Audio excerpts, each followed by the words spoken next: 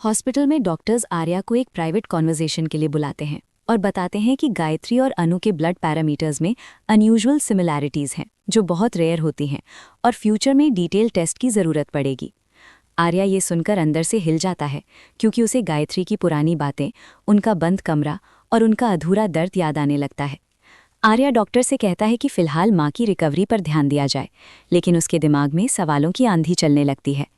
दूसरी तरफ मीरा को ये खबर किसी तरह मिल जाती है और वो तुरंत पैनिक मोड में आ जाती है क्योंकि वो जानती है कि अगर ये बात गायत्री के दिल तक पहुंची तो वो खुद सच की तलाश शुरू कर देंगी। मीरा इसी डर में एक नई चाल चलती है और कुछ स्टाफ के बीच ये फैलाने लगती है कि गायत्री इमोशनल स्ट्रेस की वजह से भ्रमित हो रही हैं और अनु की वजह से उनकी मानसिक हालत अनस्टेबल हो रही है।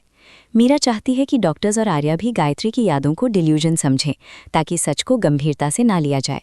लेकिन गायत्री खुद इस नैरेटिव को तोड़ देती हैं जब वो आर्या के सामने साफ कह देती हैं कि उनकी यादें कमज़ोर नहीं हैं और जो बातें वो महसूस कर रही हैं वे किसी डर या भ्रम से नहीं बल्कि दिल के गहराई से आ रही हैं। अनु जब ये सब सुनती है तो वो घबरा जाती है क्योंकि उसे लगता है कि कहीं उसकी वजह से गायत्री को गलत ना समझा जाए। अनु आर्या से कहती है कि अगर उसकी मौजूदगी से गायत्री पर सवाल उठ रहे हैं तो वो पीछे हटने को तैयार है, लेकिन आर्या पहली बार सख्ती से कह देता है कि पीछे हटना समाधान नहीं है। आर्या कहता है कि अगर सच सामने आ रहा है तो उसे दबाया नहीं जाएगा, चाहे वो सच किसी के लिए भी अनकंफर्टेबल क्यों ना हो। एपिसोड का अंत उस टेंशन पर होता है जब मीरा दूर से ये सब सुनकर समझ जाती है कि अब सिर्फ अनु ही नहीं, आर्या भी सच के रास्ते पर चल पड़ा है।